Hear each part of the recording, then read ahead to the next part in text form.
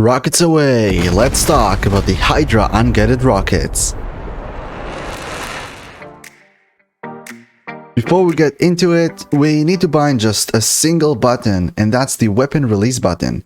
It should be bound to a simple push button, preferably the big red button on your stick. Now let's start! Skipping the training versions, we have three types of unguided rockets we can put on the DCS F-16 Viper.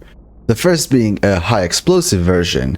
As you might have guessed, it hits the target and explodes, while being an okay version, there's a better one coming up. But before it, there is the second option, which isn't too impressive.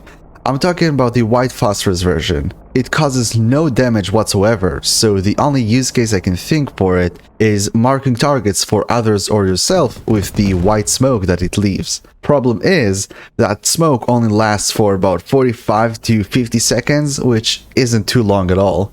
And then there's the overall best, the high explosive anti-tank version. It's lighter due to an ever so slightly smaller warhead, which doesn't really change its deadliness, giving it an ever so slightly longer range and lets you put a tiny bit less weight on the jet. But its best advantage is the anti-armor capabilities. While not necessarily being a tank killer, it can definitely inflict some damage on medium to even heavy armor, and is very effective against lightly armored and unarmored targets. The Hydra rockets can be mounted on stations 3, 4, 6, and 7 in pods of 19 rockets on each station, for a total of up to 76 rockets. For this video, I'll only take 2 pods of the high explosive anti-tank rockets for a total of 38 rockets on stations 3 and 7. As I arm up, I just want to say thank you all so much for the continued support. 2022 has been an amazing year for the channel, and it's all thanks to you. Let me know down in the comments what you'd like to see from the channel, and while you're down there, please consider subscribing to the channel if you haven't already. It means so much to me.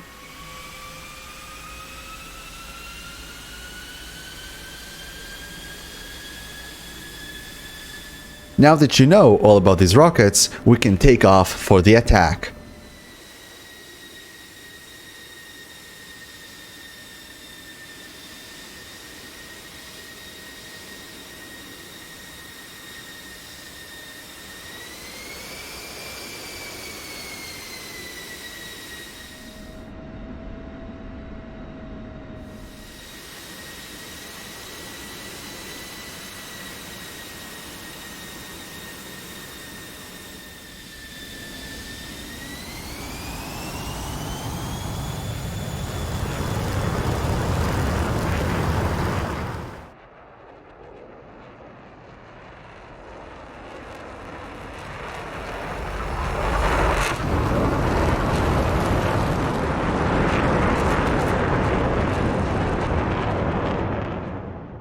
Okay, so let's go master arm on and into the air-to-ground mode. Now let's take a look at the rocket's MFD page. There isn't too much to do here, but if you're carrying more than one type of rockets, then you can switch between them here.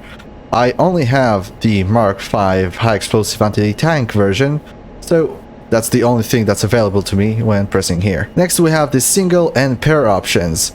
This lets us choose if we want a single rocket to come out when we press the weapon release, or a pair of them. I will go for pairs for this attack, but note that if you select single, it will release all the rockets from one side and only then switch to the other one. If you select pairs, it will release one rocket from each side. And now that we have pairs selected, we can move on to the attack.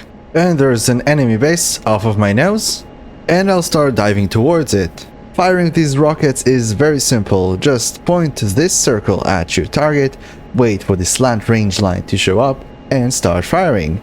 So now I'm pointing at the target and just waiting on the slant range indication.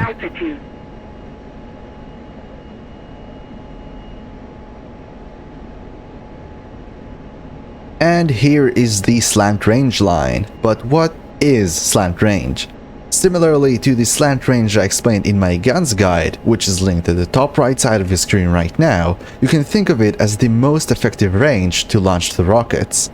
while you can just point the paper at the target beforehand and it can work fine, expect a reduction in accuracy and damage if launching rockets before you're within this 8,000 feet or around 1.3 nautical miles slant range, as I will show you in the next run. For now, let's continue with this one inside the slant range. Rockets away. And pulling up.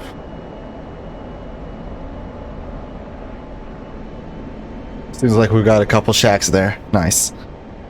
And now I'll go for a run without waiting for the slant range indication. Let's start diving down. Altitude. Okay, I've got my targets in, rockets away.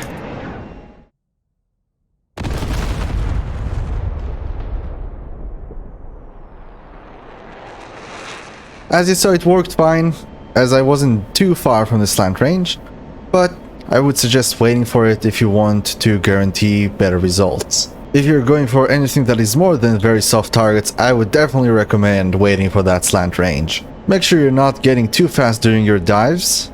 Stay between 350 and 450-ish.